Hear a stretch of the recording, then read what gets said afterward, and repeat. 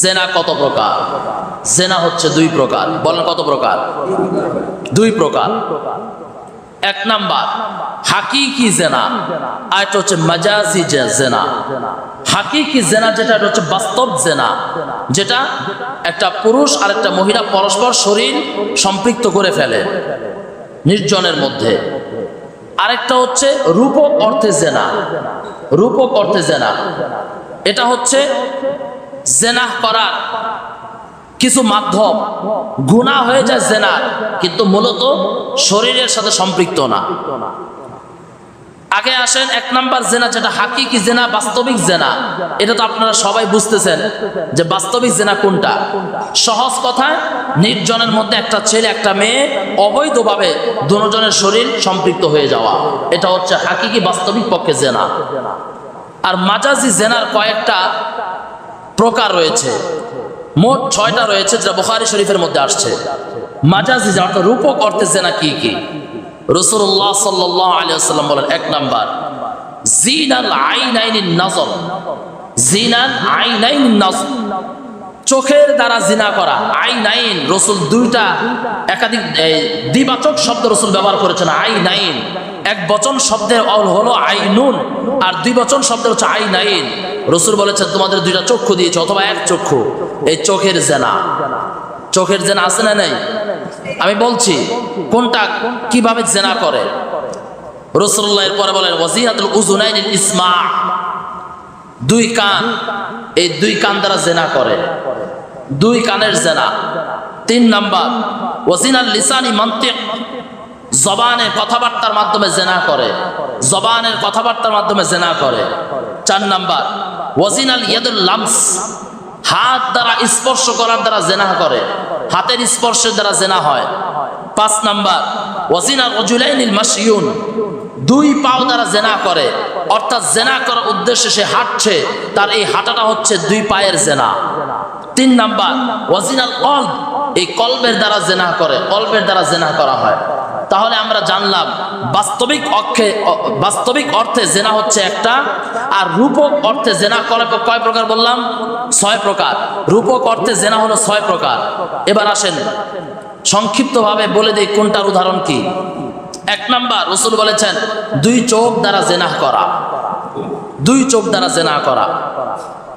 আপনি একটা পর, যে মেয়েটা আপনার জন্য হারাম, যে মেয়েটা আপনার জন্য হারাম, যার সাথে বিবাহ করা জায়েজ আছে, ওই মেয়েকে দেখা হলো হারাম। সহজ অর্থ কথা হলো এটা। সহজ অর্থ কি? যার সাথে আপনার বিবাহ হারাম, ওই মেয়ে আপনার দেখা হারাম। এরকম কোন পর মেয়েকে, কোন হারাম মেয়েকে, যাকে দেখা হারাম, এরকম কোন মেয়েকে দেখা এবং এই মেয়েকে নিয়ে বিভিন্ন খারাপ চিন্তা করা, এরকম মেয়ে যদি এক নজর পড়ে যায়, যেমন আলী রাদিয়াল্লাহু তাআলা আনহু বলেছিলেন রাসূলুল্লাহ সাল্লাল্লাহু আলাইহি ওয়াসাল্লামকে যে হুজুর আপনি তো মেয়েদের দিকে তাকাইলে বলেছেন গুনাহ হবে, চোখ নামিয়ে রাখতে বলেছেন, তাহলে আমাদের তো অনেক সময় চোখ পড়ে যায়। রাসূলুল্লাহ সাল্লাল্লাহু আলাইহি ওয়াসাল্লাম বলেছেন যে প্রথমবার চোখ পড়ে যাওয়া এটা কোনো গুনাহের কাজ নয়। তুমি প্রথমবার দেখেছো, তোমার কাছে ভালো লাগছে, এবার তুমি আবার দেখলা যে সুন্দরী তো লাগে, আরেকটা বার দেখি মেয়েটার চেহারাটা কেমন, চুল কেমন, পোশাক কেমন, সবকিছু একদম A to Z পুরোটা আপনি আবারও দেখলেন। রাসূলুল্লাহ সাল্লাল্লাহু আলাইহি ওয়াসাল্লাম বলেন প্রথমবার চোখ পড়াটা ওটা কোনো গুনাহ না, দ্বিতীয়বার আবার দেখা ওটা হচ্ছে গুনাহ। এখন যদি কোনো যুবক যদি শয়তানি শুরু করে, যেহেতু প্রথমবার দেখা যেত গুনাহ না, তাহলে প্রথমবারের দেখা অন্তত 10 মিনিট হবে। ফাইজলামি করতে পারে কিনা? প্রথমবারে দেখা 10 মিনিট, ভালো করে দেখলে একবারই দেখবো। আল্লাহ আমাদের সবাইকে মাফ করে দেন, বলেন আমিন। এই যে আপনি একটা ইচ্ছাকৃতভাবে একটা নারীকে দেখলেন যে নারী আপনার জন্য হারাম, এই নারীকে দেখা, এরপর মোবাইলের মধ্যে আপনি গান দেখেন, মোবাইলের মধ্যে আপনি সিনেমা দেখেন, অর্ধনগ্ন নারীদেরকে দেখেন, এই সমস্ত কিছু দেখা এটা হচ্ছে চোখের জেনা। বলে কিসের জেনা? চোখের জেনা। মানদণ্ডের দিক দিয়ে, আইনের দিক দিয়ে, গুনাহের দিক দিয়ে এই চোখের জেনা আর ওই বাস্তবিক হাকিকি জেনা এই সব একই প্রকার। একই কবিরা গুনাহ। বাস্তবিক পক্ষে আপনি একটা মেয়ের সাথে একটা আলাদা রুমে চলে গেলেন, ওটাও যেরকম কবিরা গুনাহ। আপনি আপনার দুই চক্ষু দ্বারা খারাপ কিছু দেখছেন, আপনি দুই চক্ষু দ্বারা, যুবক দুই চক্ষু দ্বারা একটা মেয়েকে দেখলা, দেখার পরে ভালো লাগলো, আরো দেখতেছো, এগুলো সব হচ্ছে জেনাহের গুনাহ, কবিরা গুনাহ। আল্লাহ আমাদেরকে বাঁচায় রাখেন, বলেন আমিন। 2 নাম্বার, ওয়াজিনাল উযুনাইনিল ইসমা, দুই কান দ্বারা জেনাহ করা। বলে কান আবার কিভাবে জেনাহ করে? এটা আমাদের যুবকরা সবচেয়ে ভালো বুঝবে, কান কিভাবে জেনাহ করে। রাতের পর রাত, ঘন্টার পর ঘন্টা, তুমি যে হারাম, যে মেয়েটাকে তুমি বিবাহ করো নাই, রিলেশন করে যার সাথে কথা বলতেছো, ওই যে কথাগুলো বলতেছো, এটা হচ্ছে তোমার কানের জেনাহ হচ্ছে। গুনাহের মানদণ্ডে একই প্রকার। তুমি ওই মেয়ের সাথে একটা আলাদা রুমে তুমি খারাপ কাজ করো, ওটাও যেরকম গুনাহ। ঘন্টার পর ঘন্টা তুমি মেয়ের সাথে কথা বলছো অবৈধভাবে, এটাও তোমার একই জেনাহের গুনাহ লিখতেছে ফেরেশতারা। বলেন নাউযুবিল্লাহ। এজন্য যুবক খুব সাবধান, নিজেকে অঙ্গ প্রত্যঙ্গ নিজের মন চাহিভাবে তুমি চালাইতেছো, একটাবার চিন্তা করলা না, তোমাকে তো প্রত্যেকটা অঙ্গ প্রত্যঙ্গ আল্লাহ তাআলা দিয়েছেন, আল্লাহ চাই জিন্দেগি পরিচালনা করার জন্য। বলেন না, আমাদের জিন্দেগি পরিচালিত হবে কি মন চাই না আল্লাহ চাই? হ্যাঁ, জোরে বলেন, মন চাই না আল্লাহ চাই? আল্লাহ চাই জিন্দেগি পরিচালনা করলেন আল্লাহ তাআলা আমাদের জন্য সুসংবাদ রেখেছেন। নতুবা এই জীবনটা যে আজকে যে সমস্ত মানুষেরা আজকে এই সমস্ত গুনাহের মধ্যে অন্তর্ভুক্ত রেখেছে, আপনি তাদেরকে নিরিবিলি গিয়ে জিজ্ঞাসা করেন ওই সমস্ত ছেলে মেয়েদেরকে যে তারা কতটুকু শান্তিতে আছে। যায় দেখেন কোনো না কোনো পেরেশানির মধ্যে সে পড়ে আছে। যে মানুষটা খারাপ কাজ করে, মদ খায়, মদ কি কেউ সবার সামনে খায়? দেখবেন ছাদে, কবরস্থানে, জঙ্গলে মদ খায়। তাস খেলে, জুয়া খেলে, সবার সামনে খেলে। ক্যাসিনো খেলে, সবার সামনে খেলে। আবদ্ধ করে খেলে, নিরাপদ জায়গায় খেলে, যেখানে সকলের, যেখানে সমাজ ব্যবস্থাপনা, যেখানে সকলের আনাগোন নাই, ওই সমস্ত জায়গায় খেলে। জেনা ব্যভিচার কুকুরের মতো সবার সামনে করে, আলাদাভাবে করে। যেই লোক পুরুষটা, যেই মেয়েটা মদ খাইছে, যেই মেয়েটা জুয়া খেলে, যেই মেয়েটা, যেই ছেলেটা জেনা ব্যভিচার করে, ও কি আজীবন কোনোদিন তার মন কি পেরেশানি মুক্ত থাকবে? সবসময় একটা পেরেশানি তার মধ্যে কাজ করে, কারণ ও তো জানো কি করছে। কারণ যদি পেরেশানি নাই হতো তাহলে এগুলো সবার সামনেই করতো, গোপনে কেন করে? যা দেখেন ওই যুবক বা ওই মানুষদের জীবনটা কোনোদিন শান্তিপূর্ণ জীবন না। শান্তিপূর্ণ জীবন না হলে অশান্তিপূর্ণ জীবন নিয়ে তুমি তোমার হায়াতকে শেষ করেছো। ও যুবক, ও মুসলমান, বলেন হায়াতের পর আপনার জীবনকে শান্তিময় কে করবে? বলেন না, কে করবে? অশান্তিময় জীবন দিয়ে এই সামান্য অস্থায়ী জীবনটাকে আপনি শেষ করেছেন। অশান্তির ধুকে ধুকে, আগুনের বেড়াজালে, অশান্তির বেড়াজালে আবদ্ধ হয়ে নিজের হায়াতকে শেষ করেছেন। আজরাইল রূহটা বের করার পরে বলো না যুবক তুমি, ও মুরব্বীরা বলেন, ভাইজান বলেন, নারীরা বলেন, আপনার মৃত্যুর পর আপনার জীবনকে শান্তিময় কে করবে? ওয়াত্তাকু ইয়াওমান লা তাজজি নাফসুন আন নাফসিন শাইআ ওয়া লা ইউকবালু মিনহা শাফাআতু ওয়া লা ইউখাযু মিনহা আদলু ওয়া লা ইউনসারুন। আল্লাহ তাআলা বলেছেন, তুমি ভাবতেছো তুমি আমার কাছে ভয় করো না। তুমি ভাবো তোমার বন্ধু তোমাকে সহযোগিতা করবে কবরে। তুমি ভাবতেছো তোমার মা তোমাকে সহযোগিতা করবে, তোমার সন্তান তোমাকে সহযোগিতা করবে, তোমার এলাকার পজিশনে যারা আছে তারা তোমাকে সহযোগিতা করবে। আল্লাহ সুবহানাহু ওয়া তাআলা বলেন, ওয়া লা ইউকবালু মিনহা ওয়া লা ইউকবালু মিনহা শাহাদা ওয়া লা ইউকবালু মিনহা শাফাআ। ওই পরকালের জমিনে পৃথিবীর কোনো তোমার আত্মীয় স্বজন, তোমার কোনো বন্ধু, তোমার কোনো মা, তোমার কোনো বাবা, তোমার কোনো নেতা, তোমার কোনো সরকার, কেউ কাউকে সাহায্য করবে না। যার যার ইয়া ইয়া নাফসি শেষে বলবে,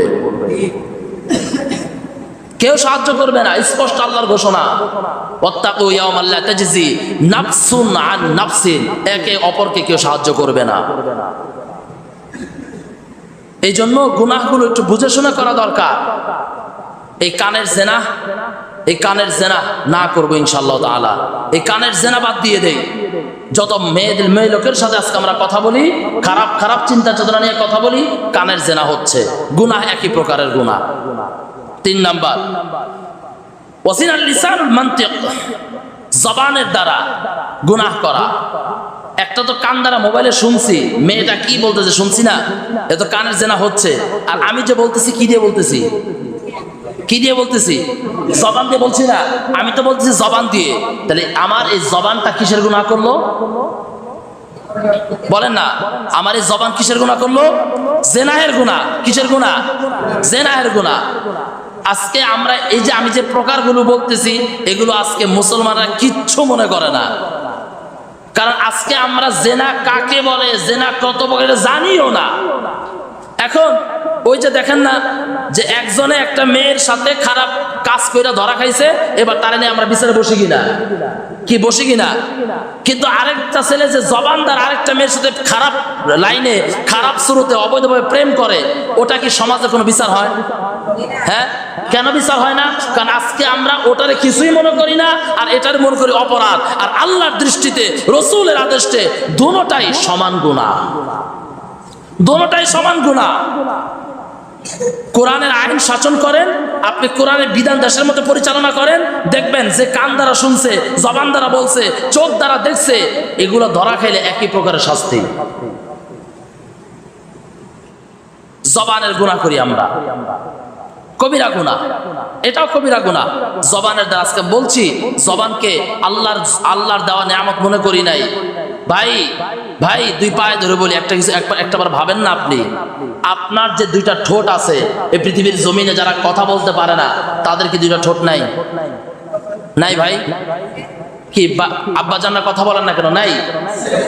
যারা আজকে আমরা কথা বলতে পারি, আমাদের জিহ্বা আছে, যারা কথা বলতে পারে না তাদের জিহ্বা আছে, আছে না নাই? সবকিছু একরকম কিনা? সবকিছু একরকম। আপনি বলতে পারেন, কে দিয়েছেন শক্তি? আলহামদুলিল্লাহ বলবেন না? জোরে বলে আলহামদুলিল্লাহ। আর যেই লোকটা আপনার মতো সব অঙ্গ আছে তারপরে সে কথা বলতে পারে না, তাকে এটা অধিকার কে দিয়েছে? আল্লাহ তাআলা তাকে দিয়েছেন এটা। এই জন্য আজকে আপনি মাগনা পেয়ে, টাকা ছাড়া আজকে জবান পেয়ে, জবানটার যেমনে মনে হয় সেমনে ব্যবহার করেন, জেনা হচ্ছে। এটা জেনার গুনাহ, বাদ দিয়ে দেন, আল্লাহ আপনার জীবনে বরকত দেবে ইনশাআল্লাহ। এরপর ওয়াজিনাল ইয়াদুল লামস, হাত দ্বারা স্পর্শ করা। হাত দ্বারা স্পর্শ করা জেনা। এটা আবার কেমন জেনা? এটা সবচেয়ে উত্তম তরিকা হলো, এই দেখেন আমি উদাহরণ দেখাই। রাত্রেবেলা খেতার নিচে পরে কি করে না মেয়ের সাথে, বুঝতেছেন?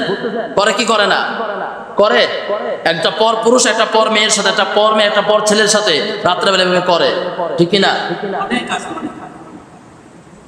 যেটা আজকে আমাদের প্রতিটা ঘরে ঘরে চলতেছে, ঠিক কিনা? এটা হচ্ছে হাতের জেনা। এটা কিসের জেনা? হাতের জেনা, কবিরা গুনাহ হচ্ছে।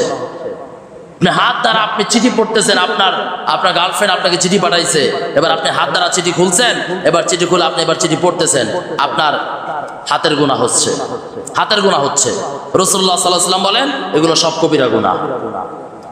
এরপর রাসূলুল্লাহ বলেন ওয়াজিনা রাজুলাইনি মাশইউন, ওয়াজিনা রাজুলাইনি মাশইউন, রাজুল মানে দুই পাও, দুই পাও। আপনার বন্ধু, আপনার প্রেমিক বা কোনো একটা পর মহিলা, প্রেমিক না হোক, একটা পর মহিলা খারাপ কাজের উদ্দেশ্যে আপনাকে বলছে, আপনিও খারাপ কাজের উদ্দেশ্যে, সে বলছে আসো হ্যাঁ অমুক কোনাবাড়ি আবাসিক হোটেলে, বলেন নাউজুবিল্লাহ।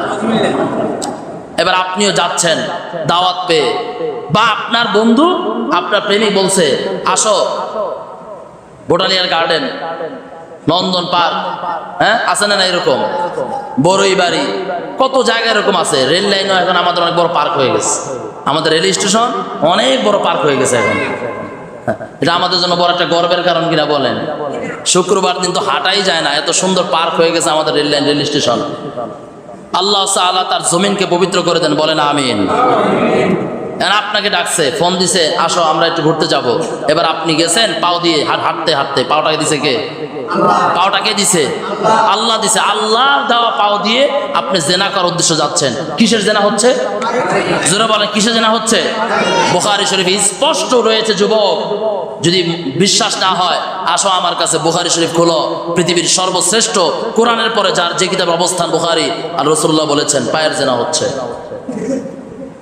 এরপরে শেষ 6 নম্বর প্রকার রাসূলুল্লাহ বলেন অরিজিনাল অল্পের দ্বারা গুনাহের কাজ করা। কল্প হচ্ছে গুরুত্বপূর্ণ একটা অঙ্গ, কারণ এই যে পিছনে যে 5টা প্রকার বললাম, এই 5টা প্রকার ধারণা অনুভূতি করায় কে? বলেন না? আপনি চোখ দ্বারা দেখছেন, এবার এবার এই কাজটাকে, এই গুনাহটাকে করাবে কে? এই কলবে আগে আপনার মেসেজ আসবে, এই কলবের অনুভূতিটা যাবে মাথায়, মস্তিষ্কের মধ্যে, এরপরে আপনি হাত দ্বারা পাও দ্বারা বাস্তবায়ন করবেন। বলেন নাউজুবিল্লাহ। এই পাঁচটার ক্ষেত্রে কলবটা হচ্ছে সবচেয়ে গুরুত্বপূর্ণ অঙ্গ। এই পাঁচটা গুনাহ করার ক্ষেত্রে কলব আপনাকে অনুভূতি শেখায়। আবার এই কলব মাওলাকে চিনায়।